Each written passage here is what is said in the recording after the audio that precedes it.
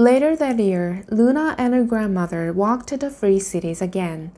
Her grandmother was always in high demand. She checked in on the pregnant women and gave advice to the midwives and healers and apothecaries.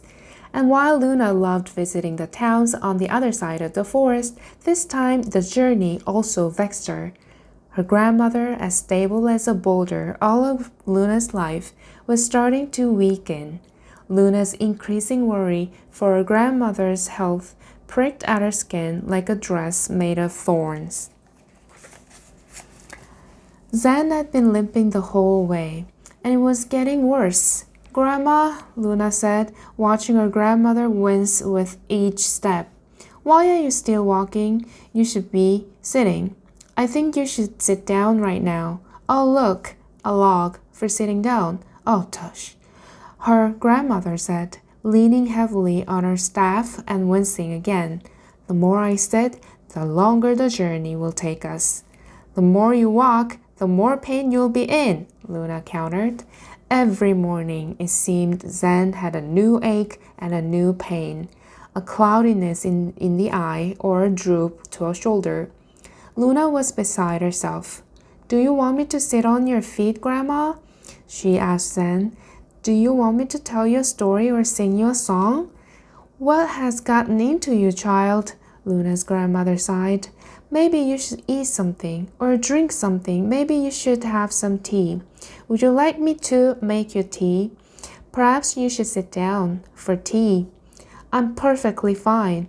I have made this trip more times than I can count, and I have never had any trouble. You're making a fuss over nothing." But Luna knew something was changing in her grandmother. There was a tremor in her voice and a tremble in her hands. And she was so thin. Luna's grandmother used to be bulbous and squat, all soft hugs and squishy cuddles. Now she was fragile and delicate and light, dry grasses wrapped in crumbling paper that might fall apart in the gust of wind. When they arrived in the town called Agony, Luna ran ahead to the widow woman's house and just at the border. "My grandmother's not well," Luna told the widow woman. "Don't tell her I said so."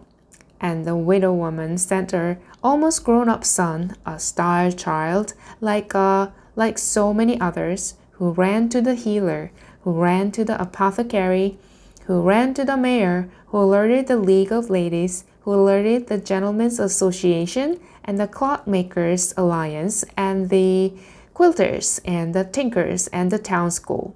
By the time Zan hobbled into the widow woman's garden, half the town was already there, setting up tables and tents with legions upon legions of busybodies preparing themselves to fuss over the old woman.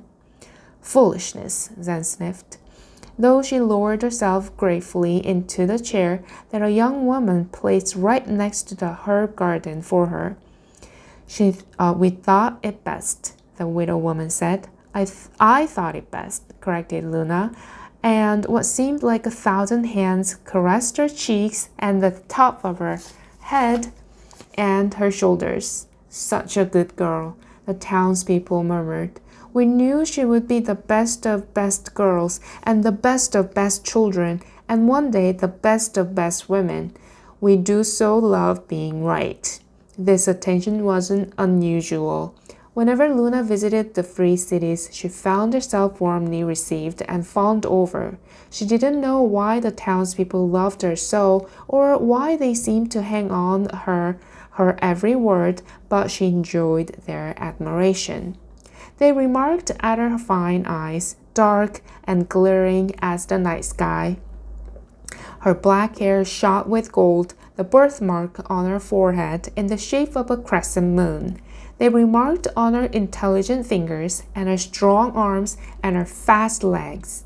They praised her for her precise way of speaking and her clever gestures when she danced and her lovely singing voice. "She sounds like magic," the town matrons sighed, and then